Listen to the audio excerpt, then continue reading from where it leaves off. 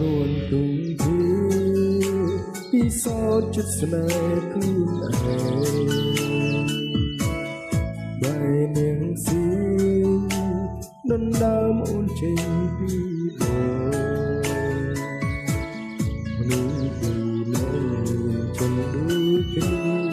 តែបែរជាស្នេហ៍ខកបំណងសុំទុំផងព្រោះតែបងទើបអូនឈឺផ្សាបងតើស្នេហ៍ដល់សញ្ញាខាន់ចំស្រឡាញ់ដល់ដល់ភ្លើងតធ្វើមិនស្គមនោះដែលបែរងព្រៃថាហើយមួយក៏ឈឺចាប់ទាំងនេះឬបើគឺទៅថើស្នេហាធ្វើយ៉ាងណាគឺបងអាចធ្វើយ៉ាងណាទៅតាសុំទៅនៅមើលអូនថៃគេឬប្រាប់គេថាយើងមិនអាចខ្វះគ្នាបា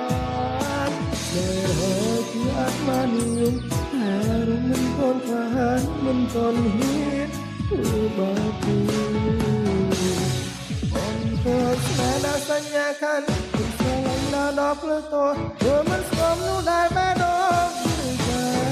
ហើយមួយក៏ឈឺចាប់ទាំងនេះឬបើទីទៅធ្វើស្នេហាធ្វើយ៉ាងណាគឺបងអាចលំអេងបានធ្វើយ៉ាងណាទៅសាសុំទៅគឺនៅ